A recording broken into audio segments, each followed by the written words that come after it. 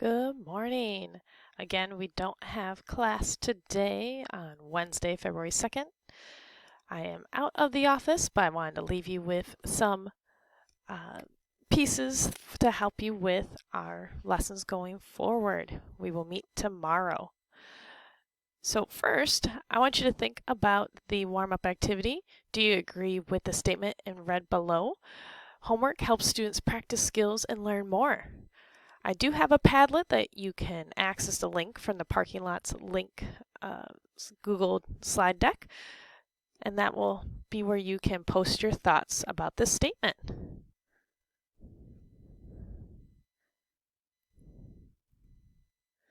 Today we're going to analyze a piece of persuasive writing so that we can be better prepared to write our own persuasive writing piece. We know we got it if we can explain the purpose of persuasive writing and identify if a sentence uses ethos, pathos, or logos rhetoric. So think about where you fit on these learning targets.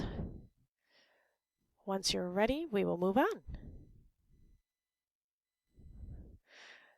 Right, so persuasive writing is also referred to as argumentative writing or opinion writing.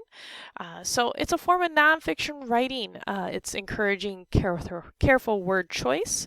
We want to develop logical arguments, have a cohesive summary. We want to have evidence and facts to help back up our statements, make our claims stronger. And persuasive writing is also defined as presenting reasons and examples to influence action or thought. We're trying to get someone to believe in the same thing or sway them to our side or get them to do something.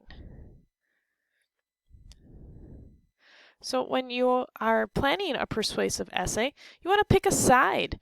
Are you supporting or against a certain idea? Are you trying to say something is the best, or are you trying to, you found a problem, you're trying to find a solution? So make sure you know the purpose of what your essay will be. You got to know your audience. Are you trying to persuade those who don't agree, or are you confirming the thoughts of those who agree? So are you showing like, oh yeah, this is why we have the best idea here? Or are you trying to get more people who don't see it the same way to see it your way? Are you thinking about maybe your audience being undecided? That's also something to consider. You definitely want to research your topic. So see if you can find some specific and convincing evidence. So look for some research. See if there's any data or statistics to help support what your claims are. Definitely try to go beyond your own knowledge and experience. So you might have experience with it, but see if you can find someone else who has experience as well. Because the more people that you have giving you evidence, whether it's someone else with a similar experience or an expert, or if you find that research, the stronger your claims will be. In structure, we'll have to figure out what you plan to include, how you plan to lay out your essay, and in what order. So thinking about the different reasons that you plan to discuss, you want to make sure that you have them in the order that you want to discuss them. Typically, we want to put the strongest point of reason at the end because that's what your readers are going to remember the most, what you said towards the end. That's what's going to stick with them the most. So just as a quick review, make sure you have that firm opinion on what you want your readers to accept. Begin with a hook to get their attention, because if you don't get their attention, then they might not actually read your essay. So have something strong, and please, please, please avoid those filler sentences such as today you will be reading about or I will be telling you about. Please do not, I repeat, do not use those type of sentence starters. They actually weaken your writing and distract from it. We know your readers are going to read it, so let's make it more exciting for them than just telling them. We're going to show them what you're going to write about. We're not going to just say, this is what you will be reading. We'll just get right into that content. So if you are struggling to get rid of those filler sentences, please reach out, let me know, so that way I can help you fix that. We also, again, want to use evidence and conclude with a restatement of what you want your readers to do or believe. Sum up your thoughts in that conclusion, and even that restatement of that thesis. All right, so for a little bit of practice, I do have a sample essay. This essay is called Summer, 15 Days or 2.5 Months. The final bell rings. It's the last day of school and summer has finally come. Students don't have to think about school for at least another 2.5 months. That is the way it should always be. Schools should continue using the traditional calendar and not a year-round schedule. There are numerous downsides to year-round schooling. It has no positive effects on education, it adds to costs, and it disrupts the long-awaited summer vacation. Contrary to the well-accepted belief, year-round schooling has no constructive impact on education. Most year-round schedules use the 45-15 method. 45 days of school followed by 15 days off. Because of this, there are many first and last days of school. All those transitions disrupt the learning process. Also, there is no evidence of higher test scores. Due to that, many schools that change to year-round schedules end up switching back. For example, since 1980, 95% of schools that tried the year-round schedule changed back to a traditional calendar. It is obvious that changing to year-round schooling does not help students. Therefore, why is the change necessary? Like any other facility, keeping a school open requires a great deal of money. When a school changes to a year-round schedule, the costs skyrocket. Keeping school open in the middle of summer requires air conditioning, and that adds significantly to the school's expenses.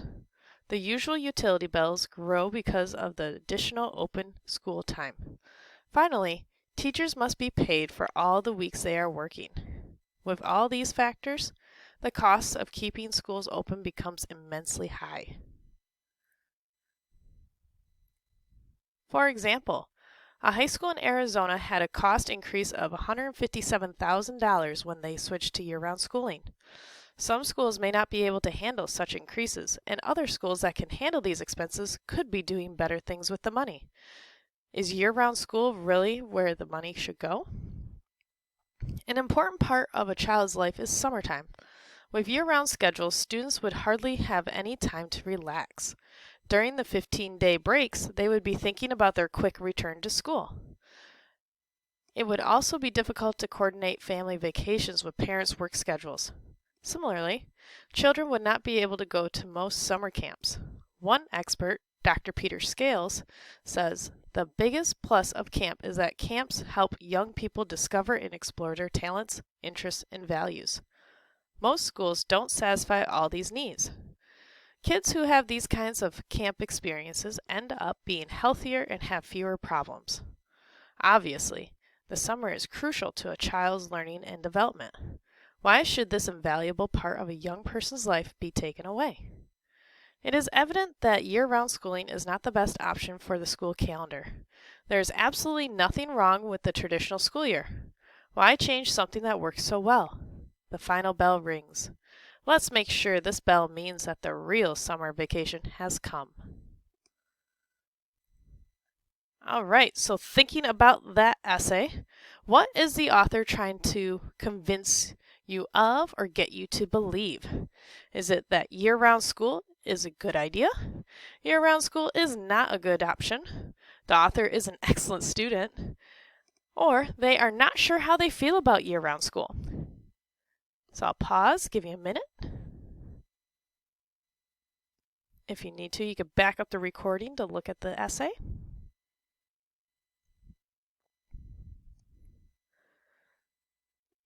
All right, they are saying that year-round school is not a good option.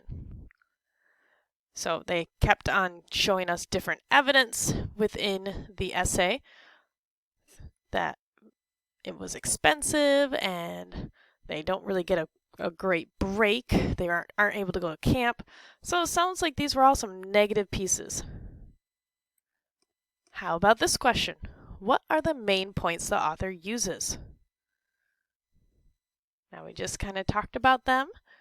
is it has no positive effects on education, adds to costs, disrupts the long-awaited summer vacation, or D, all the above. All right, once you're ready to find out the answer, we'll move right along, but you can pause it while you think.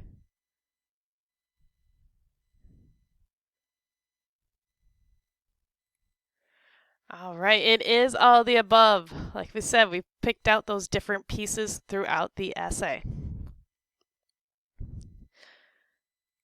What kind of evidence does the author use?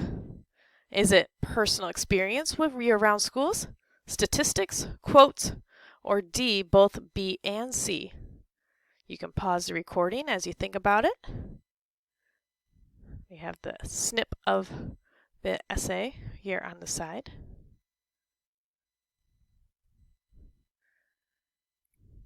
It is D, both B and C.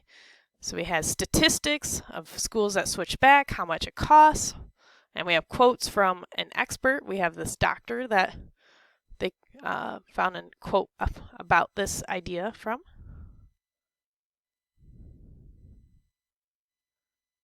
All right, so if you have questions about how we found this evidence and what the author's position on this topic is, make sure you reach out to me. Otherwise, we will move on. So thinking about your own writing, I want you to think, what do you feel would be the biggest struggle with your own writing? Are you going to struggle with maybe just getting your thoughts out? Or maybe finding evidence to support your claims? Or I know when I was in school, writing introductions and conclusions were my toughest things coming up with.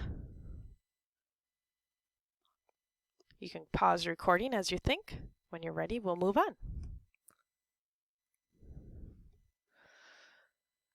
So there are different ways of persuasion with ethos, pathos, and logos.